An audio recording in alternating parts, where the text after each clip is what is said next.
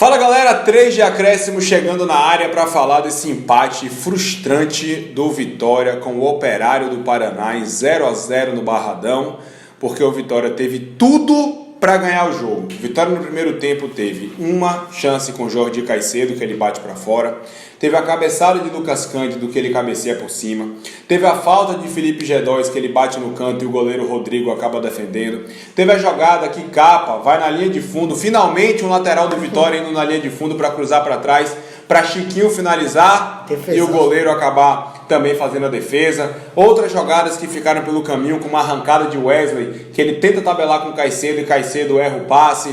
Enfim, só no primeiro tempo o Vitória teve volume, teve oportunidade, teve chances e não teve competência ou até mesmo qualidade para poder concluir em gol e fazer o gol que tanto precisava para voltar a vencer dentro de casa. Um empate que, pelo que foi o Vitória, principalmente no primeiro tempo, deixou a desejar demais, só que Marcos Valença, o que Carlos Amadeu fez no intervalo de jogo é sem perdão.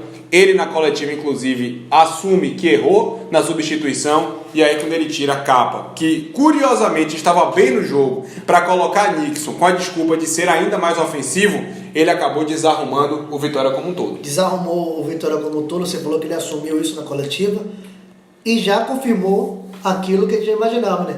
Fiz errado, já tirou até o Nixon da viagem para Curitiba, né? Não está entre os relacionados. Não está entre os relacionados, mas acredito que ali matou o Vitória. Matou o Vitória. O Vitória vinha, assim, é complicado dizer, vinha bem, mas tinha criado muitas oportunidades. Estava muito mais próximo de fazer um gol que garantisse a vitória no jogo de sábado. Aí quando você muda a estrutura da equipe, eu não consigo entender o Carlos Amadeu não utilizar, por exemplo, Anselmo e Jordi Caicedo junto. Um esquema que vinha funcionando. Ganhou do CRB, ganhou do Paraná com esse esquema. Por que mudar, gente? Tá tudo dando tão certo.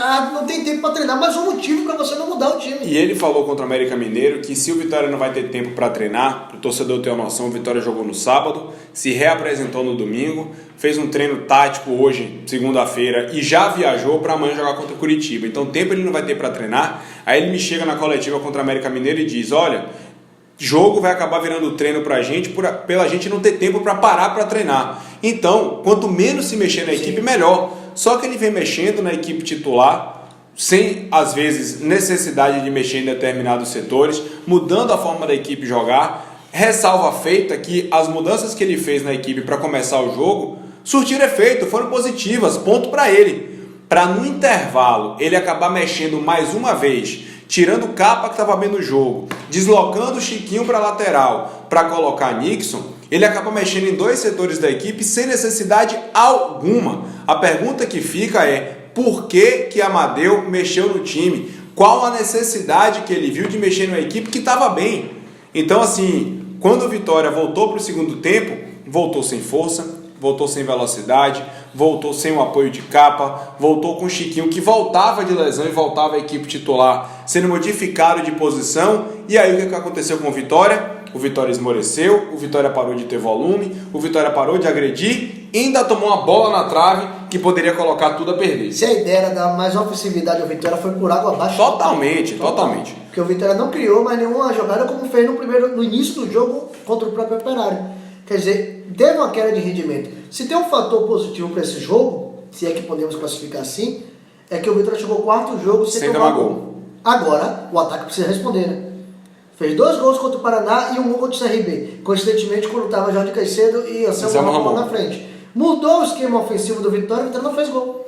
E contra o América Mineiro e contra o Operário. Foram 2 jogos em casa, onde o Vitória acabou deixando escapar 4 pontos, de 6 disputados, o Vitória conquistou apenas 2. E eu tinha feito um planejamento que nos últimos 4 jogos do primeiro turno da Série B, o Vitória teria pela frente CRB fora, Curitiba agora, que é o próximo jogo, amanhã fora de casa para fechar o primeiro turno, América Mineiro e Operário.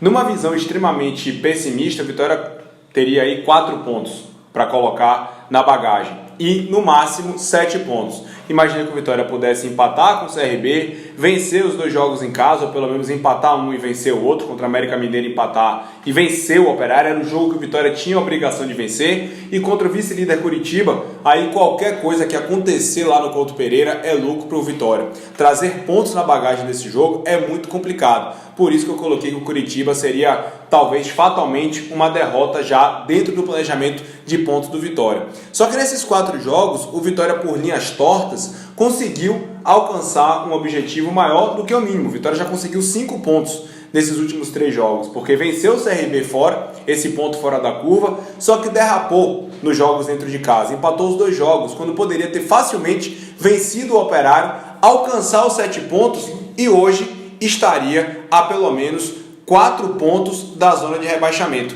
porque o Vitória teria ido a 23 e o primeiro time dentro da zona teria 19. O Vitória estaria a 4 pontos da zona do rebaixamento. Teria a possibilidade de pelo menos terminar o primeiro turno respirando mais aliviado. Essa parte mais dolorosa. Para ter mais tranquilidade. Você derrapa, perde naquilo que era sua obrigação, Marcos Valença, e esses 2 pontos vão fazer falta e podem colocar na conta de Amadeu. O planejamento do Vitória fica ainda mais preocupante, porque 4 times têm 19 pontos, 2 deles dentro da zona do rebaixamento. E outra, era a mudança de patamar no campeonato, né? Você ganha os 2 jogos, você vai para mais 4 pontos, você muda seu pensamento. Vitória estaria na 12ª posição hoje. Você mudaria seu pensamento no campeonato, até porque na parte de baixo os times estão brigando para ver quem quer ficar no Z4. Na zona de rebaixamento. Não é quem quer sair, não é quem quer ficar. Porque o Vila Nova empata com o Oeste, aí você pensa que não dá um surto nesse do São Bento. Mas daqui a 2 rodadas o São Bento vai tomar 2 porradinhas e tá de volta de novo. São Bento que conseguiu vencer o Londrina por 4-2 com 4 gols de Zé Roberto. Lá no Paraná, então isso chama atenção. Agora, faltou aquela vontade, sei lá, aquele desejo do Vitória. Foi entalado aqui, ó. Era sair do Barradão na quarta, saiu com o empate do Vitória Show. Menos mal, porque o América tá fazendo... E era um confronto diretíssimo. E é uma campanha de recuperação do América muito parecida com a do Vitória. Perfeito. Aí tinha contra o Operário, então esse é o jogo. Esse é o jogo pra gente ganhar, mudar o panorama. Era o jogo, né? Era. Não, mas eu torcedor indo pro estádio, né? Não é isso. 9 mil. Acabou sendo o jogo que era pra ter vencido. Era pra ter vencido e daria vamos dizer assim, uma tranquilidade maior de ânimo, para Curitiba, claro, não necessitando vencer para ficar fora do Z4. E aí, além da queda, o coice, porque contra o Curitiba o Vitória não vai ter 2 dos jogadores que conseguiram dar uma arrumada no meio campo do Vitória.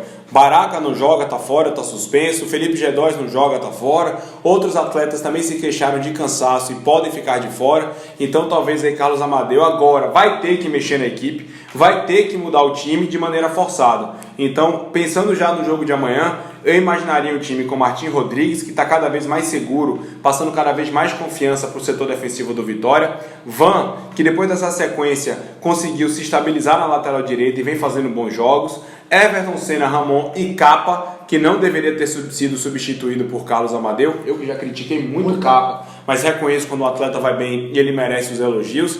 E aí seriam substituições simples. Léo Gomes no lugar de Baraca, ao lado de Lucas Cândido, e lá na frente Wesley Rui no lugar de Felipe G2, é o único meia que tem para suprir a ausência do camisa 10 do Vitória, Chiquinho, e lá na frente Caicedo. Esse seria meu time.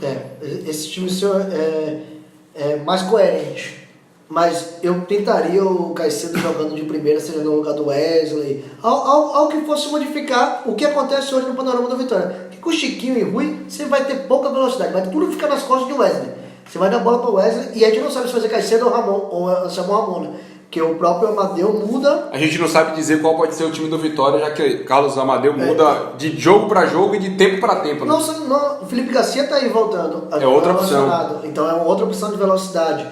Isso aí, eu hoje para você comprar pule do time do Vitória é muito difícil. Muito difícil. É bem complicado. E vai ser um jogo extremamente complicado contra um Curitiba que vem muito bem no campeonato, que tem Rodrigão como artilheiro da Série B, mas o Vitória é aquele time que quando você menos espera, da onde se menos espera, o Vitória consegue surpreender. Que seja esse jogo diante do Curitiba, mas Carlos Amadeu, já que você mesmo disse que jogo para o Vitória acaba sendo treino, para esse time pegar a liga de uma vez por todas, para esse time ganhar um pouco mais de entrosamento, para esse time ser tão contundente quanto foi na primeira etapa do jogo contra o Operário, mexer menos é absolutamente necessário. Tá certo? Beleza? Valeu, Valença. Valeu, galera. Um abraço.